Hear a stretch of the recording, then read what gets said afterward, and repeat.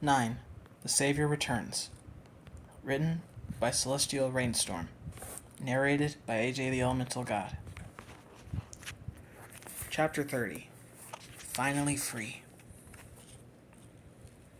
9 slept for 6.5 days. His friends watched over him carefully, making sure that despite being comatose, he was going to be alright. 7 often sat by his side and was careful to never wake him. He desperately needed the rest after all that happened. At times, he became so still that it startled 7. She would always have to reassure herself by listening to him breathe, or she would lay a hand upon his chest, feeling his strong heartbeat. It wasn't long after that he would sigh, shift to a more comfortable position, or his fingers and limbs trembled as he dreamed. Although she knew he was slowly regaining his strength, 7 patience was testing to the maximum. More than once, 5 and 2 would have to gently guide her away from 9's room, reminding her soothingly that he would wake when he would. The healers reassuring her that the young stitch pump was strong, but after all that he's been through, he needed quite a bit of time to recover. Though 7 already accepted these answers, she couldn't help but feel anxious for him to wake. Anxiety was feeling that female ragdoll very rarely felt. But there was something else she absolutely had to do. She had to, before the second chance slipped away from her again. Finally, it was on the 7th day that 9 woke. All was calm and quiet outside. It was cooler, with just a hint of sharp chill in the air. The clouds dark and promising rain.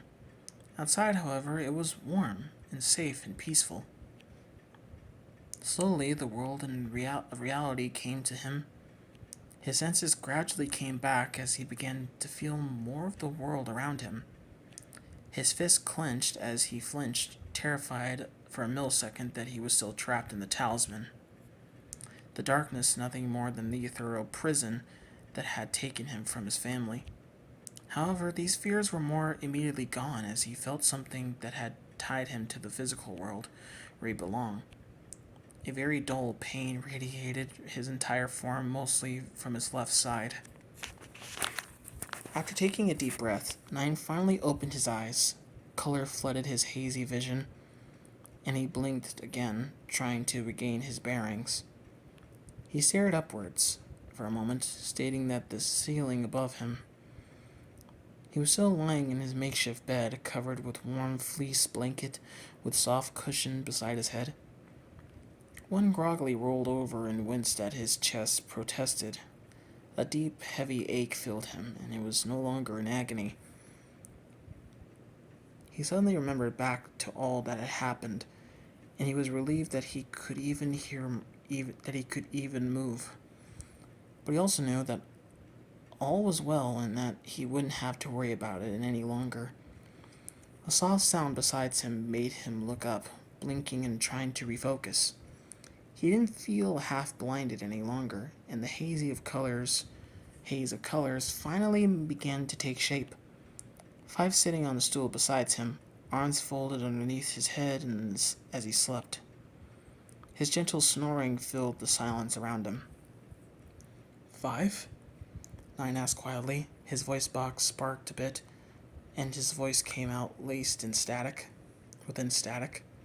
However, his friend suddenly woke, eye wide as he heard 9's voice after 7 days of silence.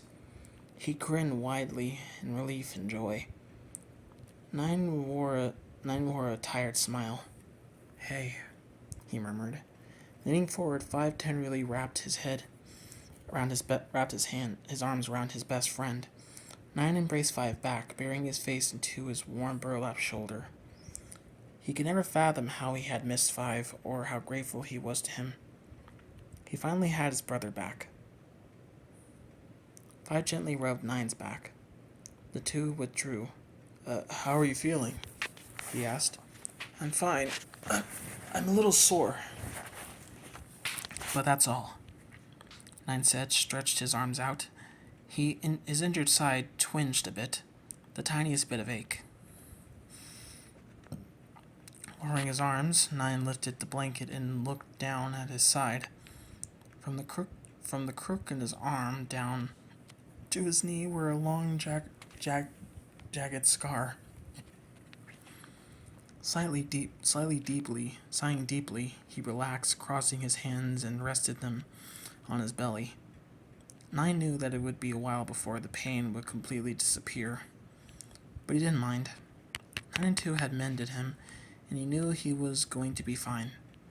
The one-eyed man then glanced at the scar at Nine's chest. He was healed with a dark gray thread. Much of his collar was burned away, and Five had tried his best to clean the blackened burlap. The younger man glanced down at his scar, then looked back at Five. Reaching forward, Nine shakily grasped Five's hand in reassurance, and he looked up at him. "I'm okay," Nine reiterated soothingly, giving Five his familiar crooked smile. Five smiled back, feeling extremely grateful that he was able to see Nine smile again. The still sleepy Stitchpunk then lay back down, sighed deeply. The pain was no longer a fire that raged inside his body, and he was quite relieved. He could finally breathe again, although still quite sore. The respite against the torturous agony that Nine had to struggle through was much appreciated. He yawned wildly, covering his mouth with the back of his hand. Where are we?" he asked Five through his yawn. "Where are we?" "The cabin in the forest, just outside of the city," Five replied, smiling. "I've never seen any of the others as happy as now. We've been exploring the house." Five then went on to explain that the Stitchpunks had been doing the week Nine had been asleep. The twins were having an absolute wonderful time, running through the mansion and cataloging everything they found interesting. There was a huge room full of nothing but books, which they were incredibly excited about. They had also been very helpful with gathering supplies. Six had never been so sociable. The striped soothsayer had usually been very content with his loneliness, but now he was always at his friend's side, helping whenever he could. The usually silent Six was even speaking to his friends, more so than he ever had. Two was tinkering happily away, building a working elevator to navigate their new home. Even hard-hearted 8 was helping. He was doing all the heavy lifting without one threatening glance or gesture towards the other Stitchpunks. One of the most surprising developments was one's demeanor toward the rest of the coven. There was a distant lack of threats or harsh words, though he'd been incredibly reclusive, keeping himself locked away in, of course, one of the largest rooms in the mansion. He'd always been kind to whoever he spoke to. He assisted Six when the seer had dropped a pile of paper. He even pulled Two aside, and nobody saw the pair for several hours.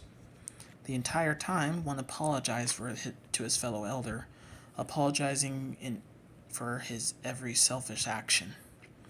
Most importantly, he apologized for sending Two out into the emptiness.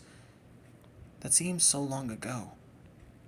Two's life was just as, if not important, than his very own, and he regretted the decision of the rest of his life.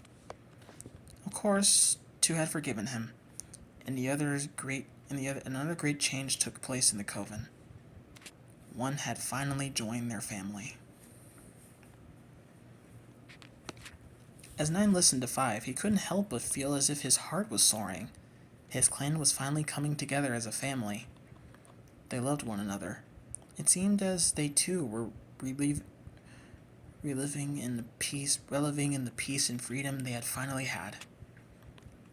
He could hardly wait to finally heal and live his life with his family he'd been longing for. And he could start doing the one thing he had been struggling with since he woke in the world. He could finally forgive himself. It would take time and help, but he would already feel the iron chains binding him to the grief and unforgiving doubt begin to sever. He finally knew who he was and what he was meant to do. He could finally discover himself and his future. Suddenly, the two male stitch punks looked up the sound of footsteps behind him. The curtain hanging across the window was flung aside. Seven stood there for a moment, and she saw that Nine was finally awake. He was looking curiously around his brother. As soon as Seven saw that Nine was conscious, she gasped in joy. She ultimately came running towards the two. Two hobbled after her, a smile on his face also. The end of his cane thumped softly against the wooden floor as he approached the younger ragdolls. Five grinned widely at the female stitch punk and quietly got to his feet, moving out of the way and allowing Seven to come and greet Nine. She sat down beside him, looking into his eyes. Nine couldn't help but smile back. Immediately, without a single word, Seven reached forward and tenderly cupped Nine's face between his hands. She inclined her forehead and touched her optics to show his. Nine reached up and laid his hand over her much smaller ones. The two sat like this for a few moments. Five and Two looked on happily as Seven nuzzled his optics tenderly, stroking his rough but warm cheeks with her thumb. "Hey," she whispered softly, withdrawing slightly to wrap her arms around his shoulders and bring him in for an embrace. I made a small noise of surprise in the back of his throat, but couldn't help but chuckle and hug Seven back, rubbing her scarred back gently.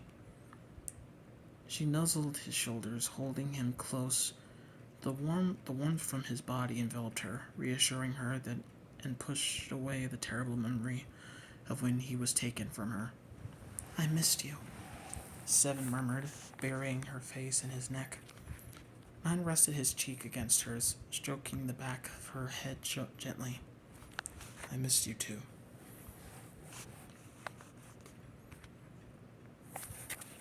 He replied, smiling. Seven sighed softly, taking all of Nine in. His rough powdered skin, the warmth of his body, his soft breathe, his soothing rhythm against his shoulders. She never wanted to let him go, and was completely obvious to the other two stitch punks in the room. Two chuckled at Seven's delight at seeing Nine awake.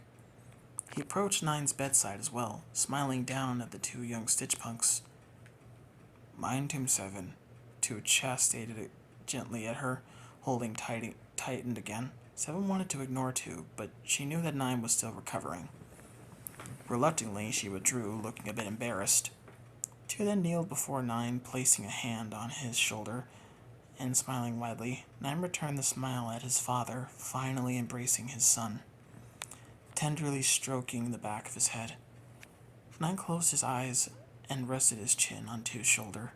The older stitch punk was smiling softly out of nothing but pure love for the boy. "My dear lad, my boy, I missed you so," he said softly. After a few moments the two withdrew. Nine lay back down, sighed deeply. Finally the world around him was at peace. There was going to be no more war.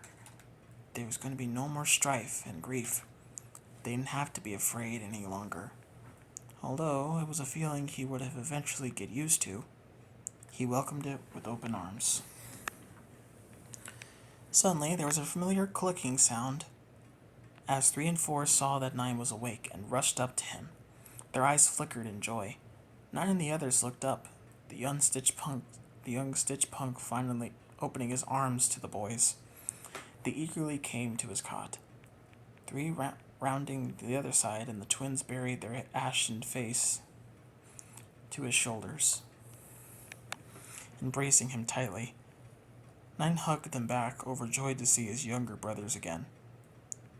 They nuzzled his shoulders extremely happily as he was awake and recovering. "You two are so brave.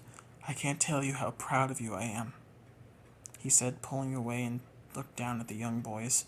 4 reached up and pressed his palm on 9's cheek in a loving gesture. He chuckled and playfully ruffled the top of his hoods. They giggled slightly while the others around them chuckled. Then they looked up at the sound of familiar footsteps. 6 and 8 were walking excitedly towards 9 and the rest of the coven. 1 was behind them, trailing a few feet behind. 6 immediately threw his arms around 9, squeezing tightly but not enough to hurt him. 9 laughed and embraced the striped soothsayer back. 9, you've awakened, 6 said enthusiastically, his bright, mismatched eyes glowing. 8 stood by 9's bedside, grinning down at the young stitch punk. He reached forward with a large hand and, surprisingly, laid it gently on 9's shoulder. He couldn't help but smile softly up at the large bodyguard, who he knew was now his friend. 1 stood a little ways away, watching the heartfelt scene in which the rest of his coven reunited with their savior. They were quietly speaking to one another, an unheard conversation that 1 was not a part of. However, he found his gaze met with 9's. The younger Stitchpunk's eyes were soft and understanding. 1 opened his mouth as he wanted to say something, but then he closed it and shook his head, turning away and walking away from the others. 9 wanted to call after him, but instead turned back to his family and laughed, the twins hopping on the bed, and 6 proceeded to excitedly tell him what he found in the kitchen cupboard.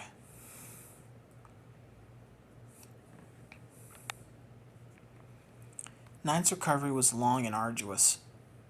For the first few days, he didn't have the strength to even stand. He quickly became frustrated with himself because he couldn't get up and explore the new home with his family. He wanted to explore all of his new life and he had to offer. He could scout and scavenge treasures with 2 and 5, play and read with 3 and 4, and discover what he could. An inventor? He loved working with his hands. A scholar? He loved to read. He could sing. He loved music, while he had been bedridden. 9 had experimented with a quill and a parchment 6 had brought him, hoping to alleviate some of his boredom. He'd scribbled down the first few sentences that came to mind, and before he knew it, he had created what could be somewhat of called a poem. He wanted to write more, but wasn't concerned. He had all the time in the world to find out what he was capable of. The other ragdolls all provided 9 with what he needed to make sure that he was warm and comfortable, and that his blankets were the softest that they could find. They made sure he was never alone, as they were quite aware how irritating it had him to be bedridden.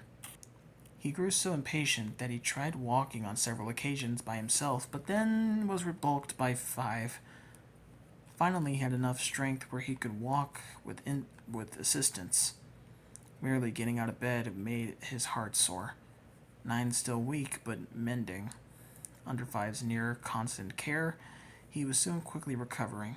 His strength was returned, and he was happy just to be alive. The thing that surprised 9 most about the next chapter of his life was how he was welcomed into the coven, no longer a neophyte, an outsider, but as someone who belonged with them, was part of their family, the final piece of their patchwork puzzle to make them complete.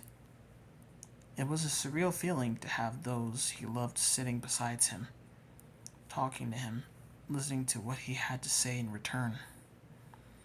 The family that were once strangers to him, and to know they loved him back, he couldn't ask for anything more.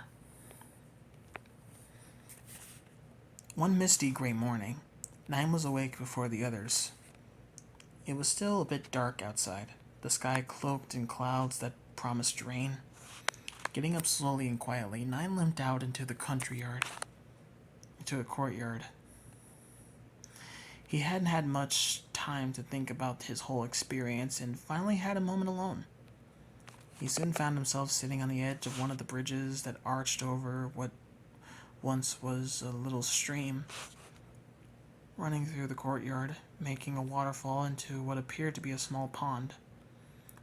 The courtyard was once a gorgeous garden, with paths of even and large fountains trickled into the river. The plants were no longer alive, and the fountain no longer worked, but it still had a sort of beauty a dark beauty to it. Nine looked out beyond the emptiness into the darker world and the barrens, far past the world he knew. In his hands, he was still turning his shard of the talisman over and over in his fingers. He glanced down at it. It was one of the symbol keys he had found in the bridge. On the bridge, the one that stood for the word heart. He sighed slightly, thinking about how high a price was to retrieve the small piece. However, he couldn't hide this relief that it was now over, that this war had finally ended. He slowly placed the shard inside his chest and zipped it back up.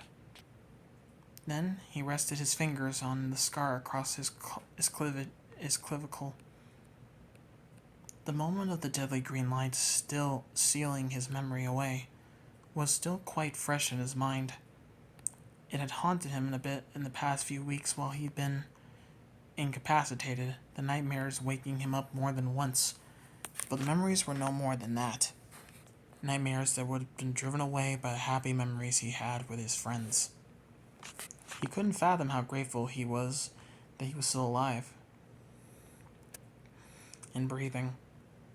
Though he may be a little more scared than he once was, he was still with his family and found himself.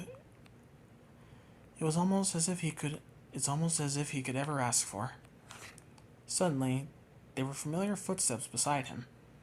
Nine looked over his shoulder to see the gorgeous figure of Seven approaching him. Her white canvas skin was a lovely shade of blue in the morning light. She was smiling softly down at him, sitting beside him. Nine smiled back at her, reaching forward. She took his hand in her own and intertwined their fingers, squeezing gently, resting her head on his shoulder. The two young stitchpunks looked on in content silence. Nine, however, couldn't help when he felt his cheeks burn. After a few moments of quiet, Nine looked up at the male stitchpunk with a bit of concern. "How are you feeling? Better?" He asked softly. Nine nodded, glancing down at the jaded scar on his side. "Just a little bit sore," he replied, "but much better." Seven smiled before resting her head on his shoulder again. A quiet moment passed before she chuckled lightly. "What?" Nine asked, a smile in his voice. "Look, we match," Seven said, gesturing towards his right leg. The scar there nearly mirrored her own, and Nine gave a soft laugh as well. "We're quite a pair, aren't we?" he quipped, smiling her favorite crooked smile. Seven smiled back. Nine felt that strange feeling again, that spell that overtook him whenever he looked at the young woman. Clearing his throat, he quickly looked away, instead pretending to examine his tarnished, scratched copper fingers. Seven looked away as well, also pretending to inspect the scar on her arm. As she brought up on her other hand and touched the thread, all the memories of that horrible night came rushing back to her. Many a night now, she had jolted awake by the memory of Nine finally giving up, allowing his soul to be taken, and how she cried out his broken, lifeless body. "I should have been there," Seven said softly. Nine looked up, startled. "I should have protected you. Make sure that the machine didn't." She sighed and trailed off. She looked down at the young woman in shock. He shook his head, gently placing a hand on her scarred back. "Sev, you did protect me. If it wasn't for you, I wouldn't be here. I'm back now, and I'll always be here, no matter what," Nine said softly. Seven looked up at Nine for a moment, then dimpled her hand slightly. So much had happened to them in such a short amount of time. Would this complicate things as much as she feared? Nine was her dearest friend, and she didn't want to lose him, Because of this, although the warrior was hard-hearted, her shields had been taken down against her will. Nine had changed her for the better and helped her to see the woman she truly was. So perhaps he would understand. 9, 7 began softly, looking up to his long, rounded face into his large, dark eyes. 9, 7 paused, finding herself unable to continue. With a huff of frustration, she got to her feet, turning her back to 9. The male stitchpunk blinked in confusion, then got shakily to his own feet. His knees trembled, but he had enough strength to stand. Taking a step towards the irate warrior, he reached forward with a hand and gently grasped her shoulder. What is it? Tell me. And what if I can't? I nearly lost you forever, and... 7 stopped turning around and looked extremely upset. I thought you were gone. I could never get you back, 9, and Never mind, I've gotta go. 7 finished briskly, turning away from 9 and shrugging his hand from her shoulder. 9 looked after her, his hand still reaching for the female stitchpunk. His heart fell as 7 reached away from him. He bit his lower lip and considered everything that had happened to them these past few weeks. Their bond was something strong and unbreakable. But could it possibly survive something like this? All the feelings that 9 kept swallowed and pushing down were flooding forth now. Wait, 7, wait! 9 called after her, taking a few steps forward. 7 paused and looked over her shoulder. She saw that 9 was struggling to follow her, so, given an exasperated sigh, she turned back towards him instead. She faced the male stitchpunk. When she saw how anxious he looked, her expression changed from one of annoyance to concern and curiosity. His heart pounding as he forced himself to stand his ground, knowing that if he lost his nerve, then the moment would be lost forever. Look, 7, I have to tell you, I mean it's a, 9 trailed off before sighing and dropping his gaze. The poor man had no idea how to continue and finally tell 7 how much he really and truly meant to her. But he could no longer fight the way he felt inside. If he could destroy the fabrication machine, then he could do this. Gathering every ounce of courage he had, he reached down and grasped her small, delicate hands. He looked into her eyes. She was a beautiful being, and she seemed to glow. She hadn't left his side no matter what they had faced, and they had faced it all together. Parting his lips, 9 spoke so softly, so tenderly, that 7 nearly didn't hear him. 7, he said, I love you. 7's eyes widened in disbelief and surprise. Now that he had started, 9 simply couldn't stop. He spoke so fast, 7 could barely unravel his words. I love you with all my heart, and I have ever since I met you. You're beautiful, brave, and magnificent. I didn't tell you before because I was afraid of losing you. I was afraid that it would just be a distraction, that it would put you in danger, but it's because I love you I was able to save us. Because you gave me the strength I needed. I know that you don't feel the same, and that you probably want to dismember me right now. But I had to tell you. That's why I did what I did. I love you so much. I love you too much to lose you. Sev, you're everything to me. If it's not too awkward, we can still be friends, right? I'm sorry, I couldn't. 9 trailed off, dropping his hands to his sides. He bent his head and sighed heavily. He had told her. He had finally told her. 7 stared at 9 in disbelief before coming forward to him. Reaching forward, she took his hands in her own. He looked up in surprise, blinking. How thick are you? Really? 7 said, laughing softly. 9 slightly tilted his head in confusion, brows furrowing. Seven shook her head, unable to believe that what had happened. Looking up at him, she looked Nine straight into his eyes, knowing that there was no going back after this. There was only one future ahead. I love you too, Nine. I'm sorry I didn't tell you before I lost you. I was just scared.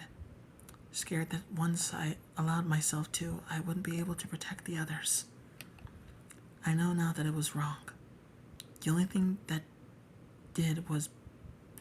you did was because of my strength, Seven said. Nine could only stare at her and blink. His mouth opened and closed as he struggled to form some kind of words. His mechanical throat seemed to tighten, words getting lost. His heart pounded as he absorbed the words he had spoken. You love me? Nine whispered. Seven smiled and nodded. Yes, Nine, I do. She said, smirking slightly. Do you not believe me the first time I told you? She laughed lightly. Nine merely watched her. He couldn't believe it. He felt like he was filled with the mellifluous, rich balm that would be sure to overflow. A wide smile crept into his face. Five had been right. He was Seven's, and he had been hers all along. The fear he had raged inside of him for such a long time suddenly evaporated, and even replaced with something warm and sweet that began to fill Nine to his very brim. He felt like he would soon flood away. He felt so light, his heart had wings and was flying amongst the stars. His very soul was singing. Seven loved him. She loved him, just as he loved her. He couldn't help but smile at her widely and lovingly, holding her hands tightly. Nine felt like everything in the world was going to be just fine. Seven, the woman he loved him right back. A soft, joyful smile slowly crept onto Seven's lips, and Nine could only respond with his crooked smile and slight shrug of his shoulders. We are free now, Seven whispered softly, releasing his hands. Nine smiled even wider. Suddenly, before he knew it, she leaned forward, her eyes closed. She cupped his cheeks and pulled him closer. She re-inclined her head towards his own, and her lips met his. Nine's eyes grew very wide, and he tensed up, surprised. He and Seven were sharing a kiss. Time itself froze as Seven softly kissed him. Nine's eyes slowly closed, suddenly flushed with what could only be described as a tender thrill. All of his fears and his doubts and worries were washed away. He relaxed and kissed her back with all the love that he in his heart. Her response was to wrap her arms around his shoulders and to bring them even closer. Nine then rested a hand on her lower back, bringing the other hand up and lay his fingers upon her cheek, and he held her in his heart and gave away completely to the bliss that was engulfing him. Oh, what was this feeling this was? Seven couldn't name it, but it made her feel as if she was flying. His lips were much softer than she expected, now wonderful this was. They may not have known what the perfect first kiss was, but to them, in this moment, it was just that. Nine's heart was soaring amongst the stars so high above his head, he felt like the luckiest man in the world. He didn't know what this was, but kissing Seven was making him feel like everything was right. No longer would the darkness of the world plague him. No longer would he be bound by the chains of grief, anger, and regret. There was only a beautiful future ahead. They parted, opening their eyes and smiling widely at the other. Nine then tilted his head to the side and kissed her again. Seven felt a surge of euphoric bliss rush through her as Nine embraced her again. He held her close, never wanting to let go. It was the final seal that had been waiting for. Seven was his, and he was Seven's forever. This was unequivocally and absolute perfect. What they didn't realize was that the others were watching them beneath the bridge. Watching the two younger ragdolls finally admit their feelings for one another, the tedious tension-filled wait was over. One rolled his eyes, however, there was a small smile on his face. 8 was snickering and pointing. The twins were smiling widely, bursting from happiness. The precious moment was far too great to miss by cataloging. 6 was giggling, watching with bright, intense eyes. 2 sighed happily, leaning on his cane. Young love. 5 was probably the happiest of them all. His smile seemed to stretch all the way around his face. The joy he felt for his friends was unfathomable. He had been right all along, and it was finally time in their lives where they could admit their love for one another. It meant that they were all finally free, and they would never have to fight again. The 2 young Stitchpunks withdrew from one another. They looked into one another's eyes before enfolding the other in a tender hug, reveling in the elation and splendor that had encased them both in a soft and loving warmth. They were finally free. End of chapter 30.